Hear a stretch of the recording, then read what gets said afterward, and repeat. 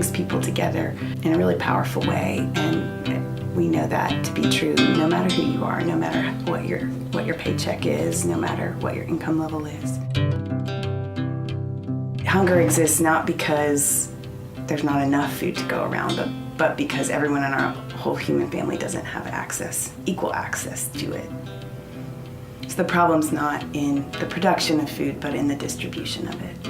First of all, I want to welcome y'all here to Open Volunteer Time. My name is Ann and this is Sarah, and we're going to be facilitating today's volunteer time for the next 2 hours. I think most of you have been here before, but you are prepping for a tremendous amount of meals that are being cooked and delivered here at the Nashville Food Project. We take pride in what we deliver.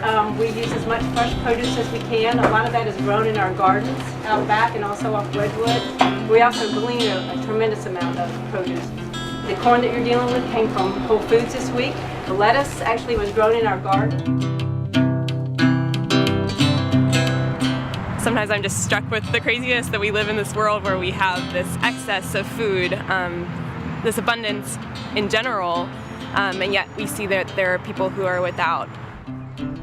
We talk a lot about the meals that we serve as just the beginning of a larger conversation about how we eat and our health, and it also becomes a conversation about just how we are as people and as a community. And that's where the really cool stuff happens, is where those lines are blurred between who comes to serve and who's coming to be served, because we realize we're sharing with each other. The Nashville Food Project exists to address the needs of people living in poverty in our city, people living in the margins who don't have access to healthy, affordable food to eat, to feed their families. Many of them work low-wage jobs. Many of them do have shelter. More and more of us are getting accustomed to hearing these statistics that 1 in 5 of us doesn't have access to healthy food. We're not really a soup kitchen because we're not stationary. We're able to really get into and work inside of neighborhoods that are truly the most underserved. Our food trucks help us get this food physically from where our offices are located into multiple neighborhoods. I'm high blood pressure, I have high sugar, and then I had a heart attack over a year ago. Healthy food is good for you. I'm hypoglycemic, I got low sugar. That's why I got 3 trays, eat one for I work out, one when I get through, and one for breakfast. I ain't got no stove, so all this to come in handy. Like they say, you eat healthy, you be healthy. You see how I look? You working hard, don't you nowadays? You got to do the double scoop. The gift of a free meal is a place to start. We really don't require anything in return when people receive a meal, but our hope is that it always opens up a conversation for further relationship. There's a growing number of men and women who have received these meals who are now our volunteers in our kitchens, in our gardens, and on our trucks. I live at Urban Housing, and the program which I'm in, and the assistant director, he's a good friend with a couple employees here, and he, got me up here, started volunteering back in January last year. It was new to me because I haven't experienced the real form of actual farming, but I got a lot out of it because I can see where we actually get our food from it instead of just the grocery store. I enjoyed it, it was nice, the weather was good, so it really worked out real nice. I would call it soothing therapy for those who have problems or troubles on their mind. Well, I'm hoping next week we can plant some corn. And I've got the corn plants, so we don't need any. I started them in the greenhouse.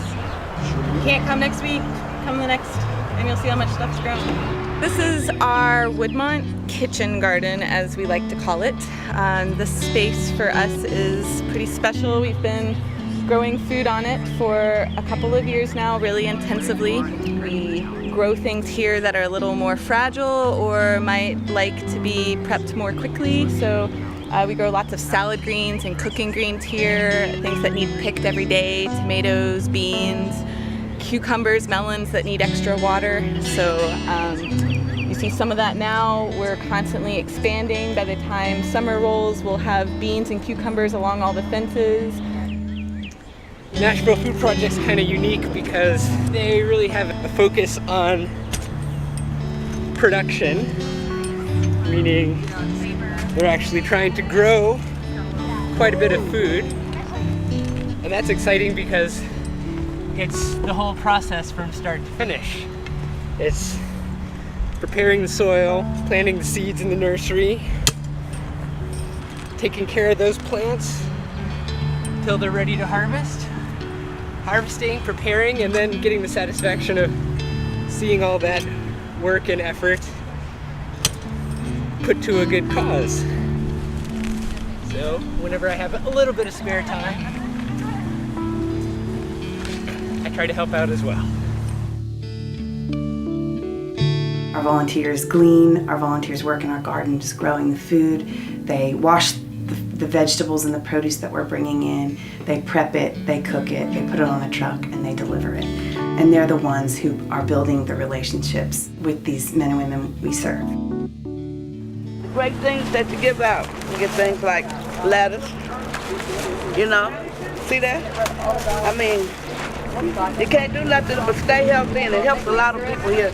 We have people here that even work and need food because they paychecks barely making enough where they can get something to eat, and you help carry us on. Well, if you're ever interested, I do accept volunteer help. I go out on Tuesdays and Wednesdays are big days, so right now you can just come up to me. It's a lot of lifting.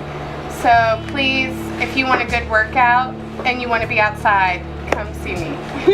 I think it was on Tuesday, Sarah went to Whole Foods and picked up our Whole Foods, and it was over 800 pounds, and over 700 pounds of that was fresh fruit and fresh vegetables. So, yeah, good fresh fruit. So a lot of this is bread. We'll keep some of it. There's a system for all of it because we need the freezer space. Bread isn't as important as fresh produce. But this would be great. So say the focaccia. Okay. Yeah. Okay, I'll go get a cart. This is good for chili relleno. Yeah. You can roast in the oven, a little bit of skin. Will you come over and cook with us? That would be great. Why not?